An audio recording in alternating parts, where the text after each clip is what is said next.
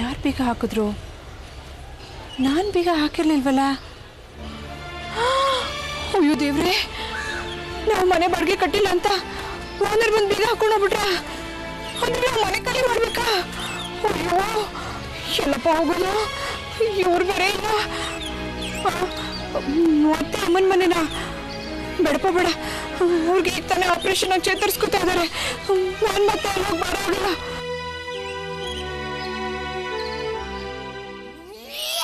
ಅಯ್ಯೋ ಎಲ್ಲೋಗ್ಲಪ್ಪ?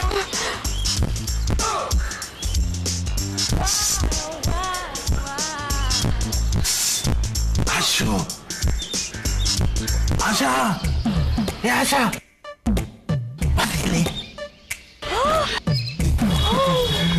ನೀವೇನ್ರಿ ಒಳಗಡೆ ಇದ್ದು ಬೀಗ ಯಾರೇ ಹಾಕಿದ್ ನಿಮ್ಗೆ?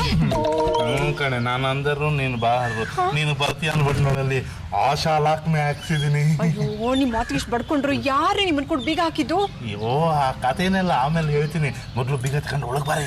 ಯಾರು ಬಂದ್ಬಿಟ್ಟು ಹೋಗಿ ಓಡಿ ಆ ಕಡೆ ಬರ. ಏನು ವಿಚಿತ್ರ ಮನುಷ್ಯನೋ ಏನೋ.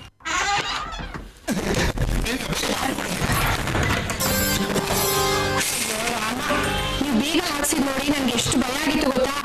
ಮನೆ ಓನರು ಎಲ್ಲಿ ಮನೆ ಖಾಲಿ ಮಾಡಿ ಅಂತ ಬೀಗ ಹಾಕಿದಾನೋ, ನಾನು ಮತ್ತೆ ಅಮ್ಮನ ಮನೆಗೆ ಹೋಗ್ಬೇಕಾಗುತ್ತೇನೋ ಅಂತ ತುಂಬಾ ಬೇಜಾರಾಗೋಗಿತ್ತು.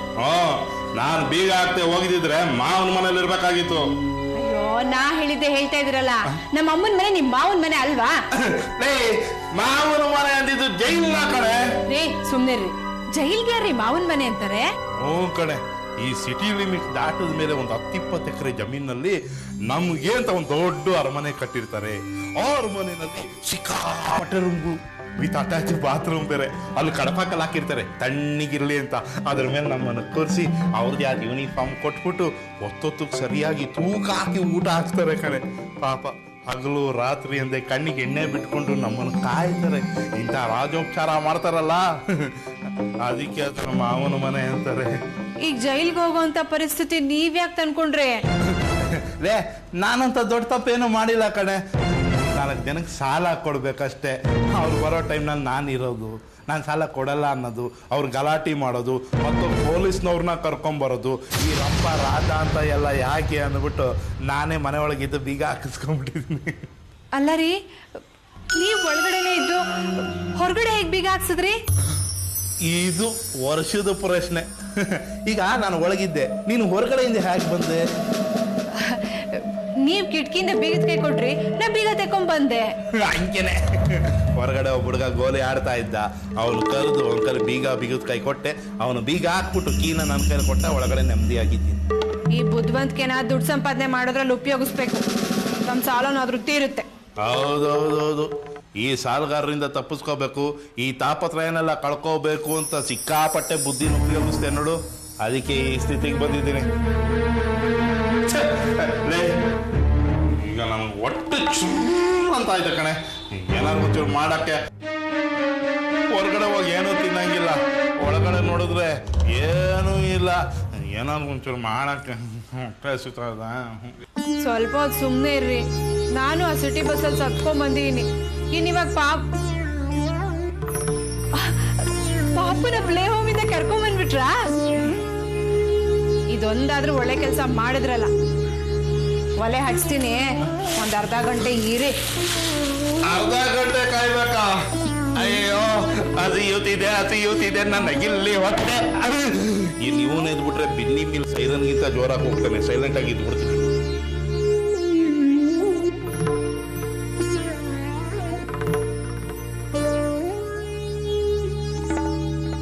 ಅರೇ, ಏನು ಅಮೃತ ಅವ್ರೆ, ಇವತ್ತು ಲಂಚ್ ತಂದ್ಬಿಟ್ಟಿದ್ದೀರಿ? ಹೌದು, ಯಾಕೆ? ಏನು ಅಮೃತ ಅವ್ರೆ, ನಮ್ಮ ಕ್ಲಾಸ್ಮೇಟ್ ಶ್ರೀಕಾಂತ್ ಇಲ್ಲೇ ಒಂದು ಹೋಟೆಲ್ ಓಪನ್ ಮಾಡಿದ್ದಾನೆ.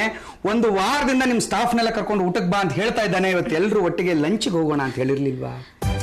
ಹೌದಲ್ವಾ, ನಾನು ಮಾತಾಡ್ಬಿಟ್ಟೆ, ಸಾರಿ. ಮ್ಯಾನೇಜರ್ ನೋಡಿ ಸದ್ಯ ನಮ್ಮನ್ನು ಮರ್ತಿಲ್ವಲ್ಲ, ಪುಣ್ಯ. ಹರೀಶ್, ಎಲ್ರಿಗೂ ಹೇಳಿದಿರಾ? ಇದ್ದೀನಿ. ಬೇಕಾದ್ರೆ ನಿಮ್ಮ ಮುಂದೆ ಇನ್ನೊಂದ್ಸರಿ ಅಫಿಷಿಯಲಿ ಹೇಳ್ತೇನೆ. Okay, no problem.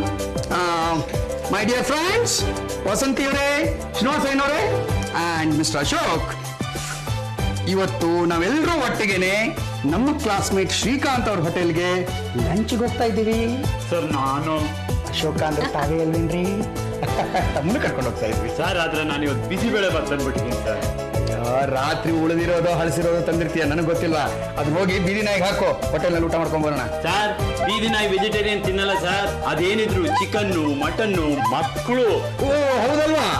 Mutton chicken ಇಲ್ಲ ಅಂತ ಆಮೇಲೆ ಬೀದಿ ನಾಯಿ ನಿನ್ನೆ ಕಚ್ಬಿಟ್ಟಿತ್ತು. ಅಶೋಕ ಬೇಡ ಬಿಡು. ಪ್ರಯೋಣವಾಗಿದೆಯಾ? ಪ್ಲೀಸ್. ಒಂದು ನಿಮಿಷ. Hello sir, good afternoon sir. ಹೇಳಿ ಸರ್. ಹಾಂ ಹೇಳಿದ್ರಿ. ಹೋ ಇವತ್ತೇನಾ ಸರ್? ಸರಿ ಸರ್, ನಾನು ತೊಗೊಂಡು ಬರ್ತೀನಿ. ಹಾಂ ಸಾರಿ ಹರೀಶ್, ನಾನು ನಿಮ್ಮ ಜೊತೆ ಊಟಕ್ಕೆ ಬರೋಕ್ಕಾಗ್ತಾ ಇಲ್ಲ. ಯಾಕೆ? ನಮ್ಮ ಹೊಸ ಪ್ರಾಜೆಕ್ಟ್ ಬಗ್ಗೆ ಬಾಸ್ ಮಿನಿಸ್ಟರ್ ಹತ್ರ ಮೀಟಿಂಗ್ ಇಟ್ಕೊಂಡಿದ್ದಾರಂತೆ. ಅದಕ್ಕೆ ಫೈಲ್ಸ್ ಎಲ್ಲ ತೊಗೊಂಡು ಬಂದ್ಬಿಡು ಅಂತ ಹೇಳಿದ್ರು. ನಾನು ಹೋಗಲೇಬೇಕು. ಕಾಯಕವೇ ಕೈಲಾಸ, ಏನ್ ಮಾಡಕ್ಕಾಗತ್ತೆ? ಇನ್ನೊಂದ್ಸರಿ ಹೋಗೋಣ. ಅಯ್ಯೋ ನೀವೆಲ್ಲ ಹೋಗ್ಬಿಟ್ಟು ಬನ್ನಿ. ಏನ್ ಬೇಕಾಗಿಲ್ಲ, ಎಲ್ರು ಫ್ರೀ ಆಗಿರುವಾಗ ಒಟ್ಟಿಗೆ ಹೋಗೋಣ. ಅಲ್ಲ ವಾಸಂತಿ, ಮ್ಯಾನೇಜರ್ ಇಲ್ಲದೆ ನಾವು ಸ್ಟಾಫ್ ಎಲ್ಲ ಊಟಕ್ಕೆ ಹೋಗೋಕ್ಕಾಗತ್ತಾ? No. So friends, let us postpone our program. Okay okay ಸರಿ ಸರ್. ಸರಿ, ನಾ ಹೋಗಿ ಬರಲ್ಲ.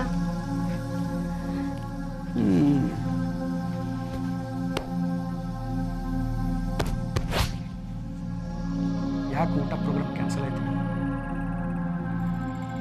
ನನ್ ಬಿಸಿಬೇಳೆ ಬಾತು ಶಾಪ ಹಾಕ್ಬಿಟ್ಟಿರ್ಬೇಕು. ಇವತ್ತು ನೀನು ಬಿಸಿಬೇಳೆ ಭಾತೆ ಗತಿ ನಮಗೆ. ಬಾ.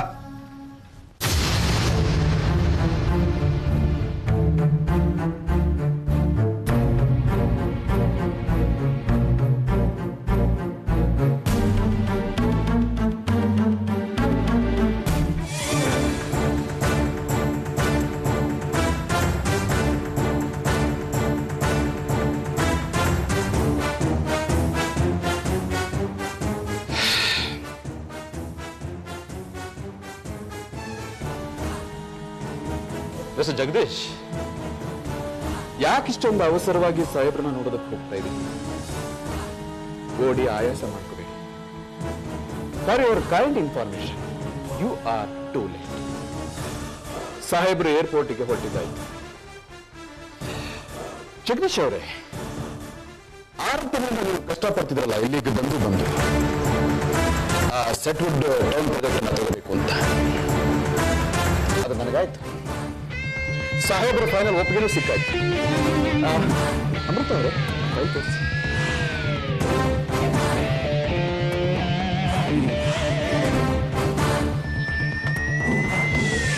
ಸಾಹೇಬ್ರ ಫೈಲ್.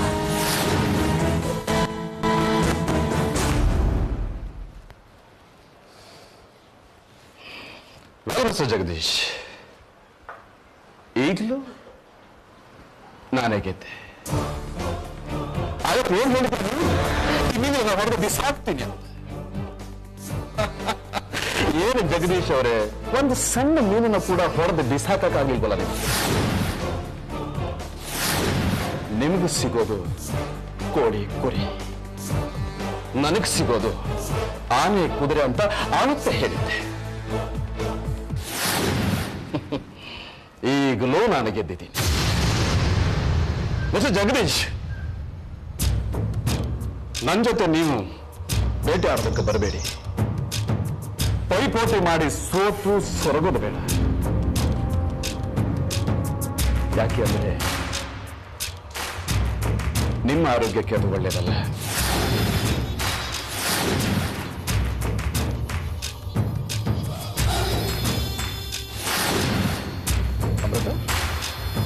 ನಾ ಸೋಲಲ್ಲ, ಖಂಡಿತವೂ ಸೋಲಲ್ಲ Suryaprakash, ಖಂಡಿತವೂ ಸೋಲಲ್ಲ. My foot, I say, my foot.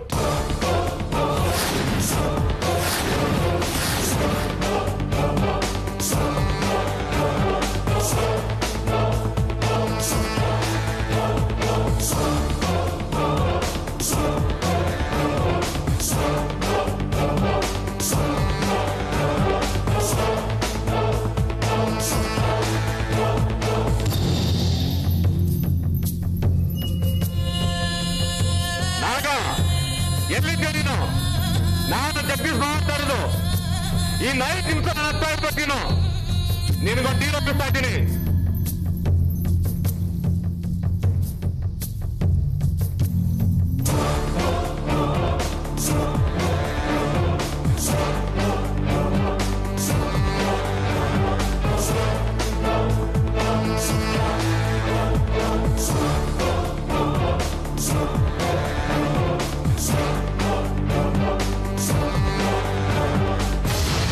ಗಾಡಿ ಮಾರ್ಬಿಟ್ಲಾ? ಗಾಡಿ ಮಾರ್ಬಿಟ್ಲಾ? ಅಯ್ಯೋ ದೇವ್ರೆ, ಅವಳು ಓಡಾಡೋದಕ್ಕೆ ಅಂತ ಒಂದು ಗಾಡಿ ಇಟ್ಕೊಂಡಿದ್ಲು. ಹಾಳಾದ ಹೊಟ್ಟಿರೋ ಬಂದು ಆ ಗಾಡಿನೂ ಮಾರ್ಬಿಟ್ಲ. ಅದು ಆಶಾ ದೇವ್ರಿಗೆ ತಲೆ ಬುದ್ಧಿಯೇ ಕೊಟ್ಟಿಲ್ಲ ಕಡೆ. ಎಲ್ಲಿ ಏನು ಯಾವ್ದು ಹೇಳ್ಬೇಕು ಯಾವ್ದು ಹೇಳ್ಬೋದು ಒಂದು ಗೊತ್ತಿಲ್ಲ. ಅದು ಏನಾಯ್ತು ಅಂದ್ರೆ ಕೇಳಿ ಸಾತು. ಅಮ್ಮ ನಾವು ಅಮ್ಮ ಯಾಕಮ್ಮ ಅಳ್ತಾ ಇದೆಯಾ? ಅಯ್ಯೋ ಹಾಗೆಲ್ಲ ಅಳ್ಬಾರ್ದಮ್ಮ. ಆಪರೇಷನ್ ಆಗಿ ಇನ್ನು ಕೂತ್ಕೊಳ್ಳಬೇಡ ಅಂತ ಕೂತ್ಕೋತಾ ಇದೆಯಾ? ಯಾಕಪ್ಪ ಏನಾದ್ರೂ ಅಂದ್ರ? ಅಯ್ಯೋ ನನ್ನ ತಾಯಿ, ನಾನು ಏನು ಅಂದಿಲ್ಲಮ್ಮ. ಅದೇನು ಗೊತ್ತಾ, ಡಾಕ್ಟರ್ ಇವತ್ತು ಡಿಸ್ಚಾರ್ಜ್ ಮಾಡಿ ಕರ್ಕೊಂಡೋಗಿ ನೀವು ಅಂತ ಅಂದ್ರಲ್ಲ, ಆ ಖುಷಿಗೆ ಸಂತೋಷ ಕಳ್ತಾ ಇದ್ರು ಅಷ್ಟೇನೆ. ಅಷ್ಟೇ ತಾನೆ? ಅಷ್ಟೇ ನೋಡಿಪ್ಪ, ಅಮ್ಮ ಪೂರ್ತಿ ಹುಷಾರಾಗೋವರೆಗೂ ನೀವು ಅವ್ರ ಹತ್ರ ಏನು ಕೇಳ್ಕೊಡ್ದು, ಏನು ಮಾತಾಡ್ಕೊಡ್ದು. ಆಮೇಲೆ ಸಾತು ಕಾಫಿ ಕೊಡೆ, ಸಾತು ಕಾಫಿ ಕೊಡೆ, ಅದ್ ಕೊಡೆ ಇದ್ ಕೊಡೆ ಅಂತ ನೀವ್ ಯಾವಾಗ್ಲೂ ಅಮ್ಮನ ಗೋಳೆಕೋಬಾರ್ದು. ನಾವ್ ಮನೇಲಿ ಇದ್ರೆ ಮಾಡ್ಕೊಡ್ತೀವಿ, ಇಲ್ಲಾಂದ್ರೆ ನಿಮಗ್ ನೀವೇ ಮಾಡ್ಕೊಂಡು ಕುಡಿಬೇಕು. ಇಲ್ಲಮ್ಮ, ಆತರ ಏನು. ಅಯ್ಯೋ ರಾಮ, ಅವಳು ಹೊಟ್ಟೆಲ್ ಬಂದ್ರು ನನ್ನೇ ಬೈತೀನಿ, ಗುಣಮ ಆದ್ರೂ ನನ್ನೇ ಬೈತೀನಿ. ಅಪ್ಪ ಸಾಕು, ಸುಮ್ನೆ ಇರಿ. ಅಮ್ಮ ನಾನು ಹೋಗಿ ಬಿಲ್ ಕಟ್ಬಿಟ್ಟು ಬರ್ತೀನಮ್ಮ. ಅಕ್ಕ ಎಲ್ಲ ಪ್ಯಾಕ್ ಮಾಡ್ಕೊಂಬಿಡೆ. ಬಾರೋ ಅಜಯ್. ಅಮೃತ, ಏನಮ್ಮ ಮತ್ತೆ ಸಾಲ ಮಾಡ್ತೀಯನಮ್ಮ? ಅಲ್ಲಮ್ಮ, ನೀನು ಓಡಾಡೋದಕ್ಕೆ ಅಂತ ಒಂದು ಗಾಡಿ ಇಟ್ಕೊಂಡಿದ್ದೆ, ನನಗೋಸ್ಕರ ಅದನ್ನು ಮಾರ್ಬಿಟ್ಟಿಯಾ? ಅಮ್ಮ ಯಾಕಮ್ಮ ಅದ್ರ ಬಗ್ಗೆ ಎಲ್ಲ ಯೋಚನೆ ಮಾಡ್ತಾ ಇದೆಯಾ? ನೀನು ಹುಷಾರಾಗಿ ಮನೆಗೆ ಬರೋದು ಮುಖ್ಯ ಅಮ್ಮ. ಗಾಡಿ ಏನಮ್ಮ, ಇದು ಹೋದ್ರೆ ಇನ್ನೊಂದು ತಗೋಬಹುದು.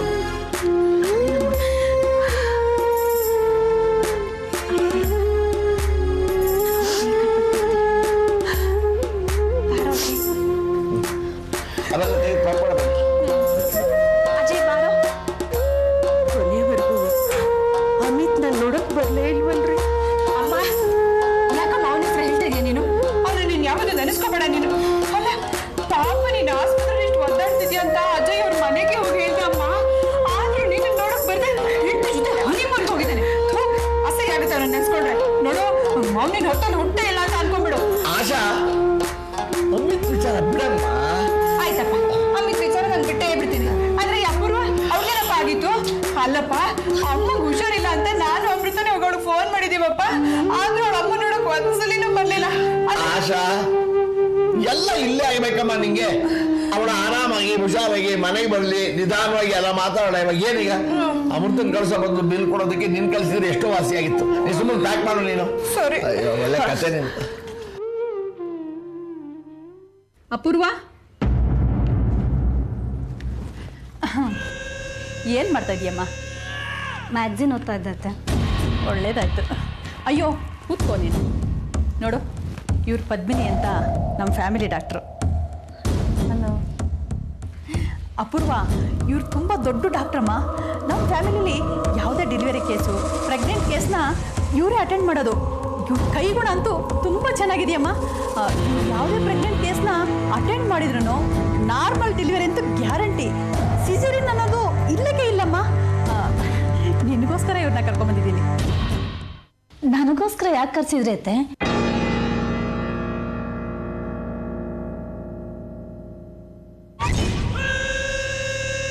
ಯಾಕೆ, ನೀನು ಪ್ರೆಗ್ನೆಂಟ್ ಆಗಿಲ್ವಾ? ಹಾಗಲ್ಲ ಅತ್ತೆ, ನಮ್ಮ ಅಕ್ಕನ ದೊಡ್ಡಕ್ಕನ ನೋಡ್ತಾ ಇದ್ದ ಫ್ಯಾಮಿಲಿ ಡಾಕ್ಟ್ರು ನಮ್ಮ ಮನೆ ಹತ್ರನೇ ಇದ್ದಾರೆ. ನಾನು ಅವ್ರ ಹತ್ರ ಹೋಗಿದ್ದೆ. ಹಾಗಲ್ಲಮ್ಮ, ನೀನು ನಮ್ಮನೆ ಸೊಸೆ. ನಮ್ಮ ಫ್ಯಾಮಿಲಿ ಡಾಕ್ಟ್ರಿಂದ ತೋರಿಸಿದ್ರೆ ತಾನೇ ನಮಗೂ ಸಮಾಧಾನ ಆಗೋದು.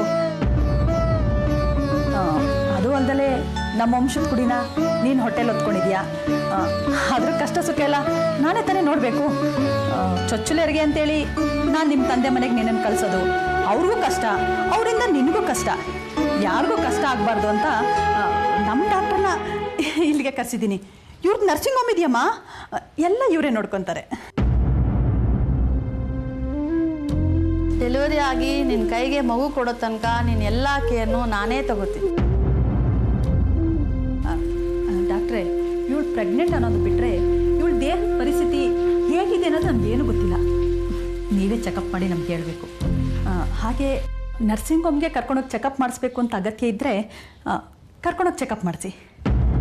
ಅದನ್ನು ಅವಳನ್ನ ಚೆಕಪ್ ಮಾಡಿಬಿಟ್ಟು ಆಮೇಲೆ ಡಿಸೈಡ್ ಮಾಡ್ತೀನಿ. ಒಂದು 10 ಮಿನಿಟ್ಸ್ ಹೊರಗಡೆ ಇರ್ತೀರಾ? Okay doctor.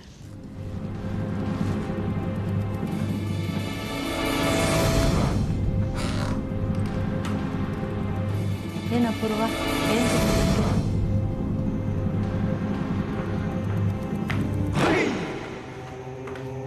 ಏನಾಯ್ತೆ? ಡಾಕ್ಟರ್ ಚೆಕಪ್ ಮಾಡ್ತಿದ್ದಾರೆ.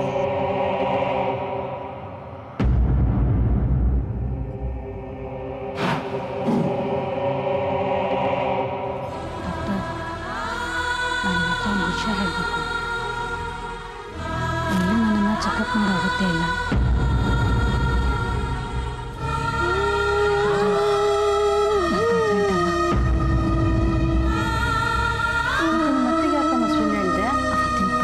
ಹಾಗಿತ್ತು. ಇವ್ರ ಮಗ ಅಭಿನ್ ಜೊತೆ ಇವರು ನನ್ನ ಮದುವೆ ಮಾಡಲ್ಲ ಅಂದ್ಕೊಂಡ್ಬಿಟ್ಟಿದ್ದೆ. ಆ ರೀತಿ ಗಲಾಟೆಗಳಾಗ್ಬಿಟ್ಟಿತ್ತು. ನಾವಿಬ್ಬರು ಲವ್ ಮಾಡ್ತಾ ಇದ್ವಿ. ಅಷ್ಟೊತ್ತಿಗಾಗಲೇ ರಿಲೇಷನ್ಶಿಪ್ ತುಂಬ ಬೆಳೆದ್ಬಿಟ್ಟಿತ್ತು.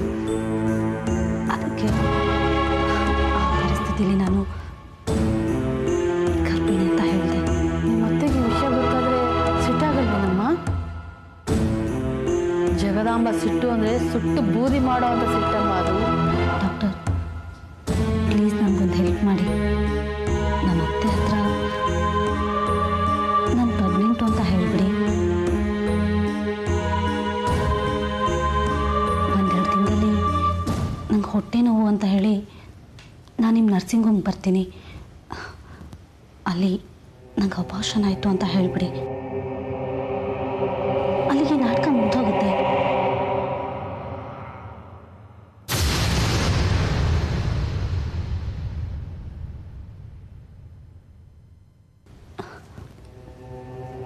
Please doctor.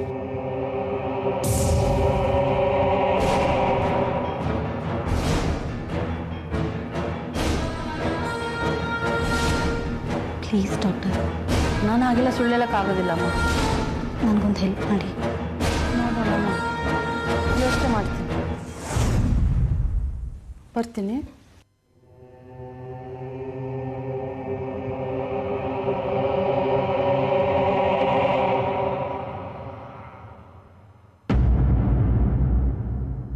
ಡಾಕ್ಟ್ರೇ, ಹೇಗಿದ್ದಾಳೆ ನನ್ನ ಸೊಸೆ? ಅವಳಿಗೆ ಎಷ್ಟು ತಿಂಗಳೀಗ? ಅವಳು ಗರ್ಭಿಣಿ ಅಲ್ಲ, ನಿಮ್ಮ ಹತ್ರ ಸುಳ್ಳು ಹೇಳಿದ್ದಾಳೆ.